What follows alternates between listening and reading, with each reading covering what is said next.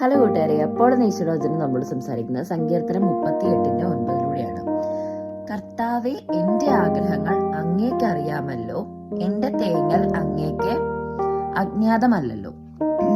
അപ്പം എന്തൊരു നിഷ്കളങ്കായ പ്രാർത്ഥനയല്ലേ. ഞാൻ എപ്പോഴും അങ്ങനെ പ്രാർത്ഥിക്കാറുണ്ട്. ഞാൻ എൻ്റെ ഒരു വെച്ചാൽ പ്രാർത്ഥിക്കുകയും ചെയ്യും. ഞാൻ എൻ്റെ ആഗ്രഹങ്ങളും, അതായത് ഒരു സംസാരം പോലെ ഒരു ഡയറി ഉണ്ട് എനിക്ക്. അതിനകത്ത് ഞാൻ മാതാവിന് എനിക്ക് വലിയ ഇഷ്ടമുള്ളതുകൊണ്ട് അമ്മയ്ക്ക് ഒരു കത്തുന്ന പേരിട്ടേക്കുന്നത്. അപ്പം അതിനകത്ത് ഞാനിങ്ങനെ എല്ലാം ഈ ഒരു ഈശോയോട് സംസാരിക്കുന്ന പോലെ, എനിക്ക് ഇന്നതുപോലെ ഇന്ന ദിവസം ഇങ്ങനെ നടന്നു, ഇന്നതുപോലെ അവിടെ പോയി, അത് നടന്നില്ല, അപ്പം എല്ലാം ഒരു സംഭാഷണം പോലെ അതിനകത്ത് എഴുതി വെക്കും.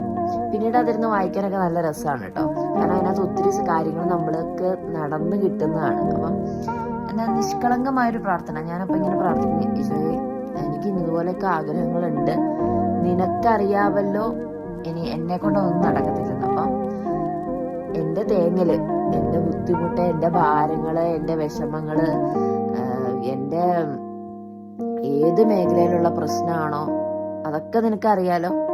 അപ്പം എന്നെ ഒന്ന് സഹായിക്കണേ എന്ന് ഞാൻ പറയാറുണ്ട്. അപ്പൊ അതുപോലെ നമ്മളെല്ലാവരും ഈശോയോട് പ്രാർത്ഥിക്കുക. ഈശോ നമ്മുടെ തേങ്ങല് കേൾക്കും, നമ്മുടെ കൂടെ നിൽക്കും, നമ്മുടെ ആഗ്രഹങ്ങളൊക്കെ സാധിച്ചു തരും. അപ്പൊ ഈശോ ഈ വചനത്തിലൂടെ എല്ലാവരെയും അനുഗ്രഹിക്കും.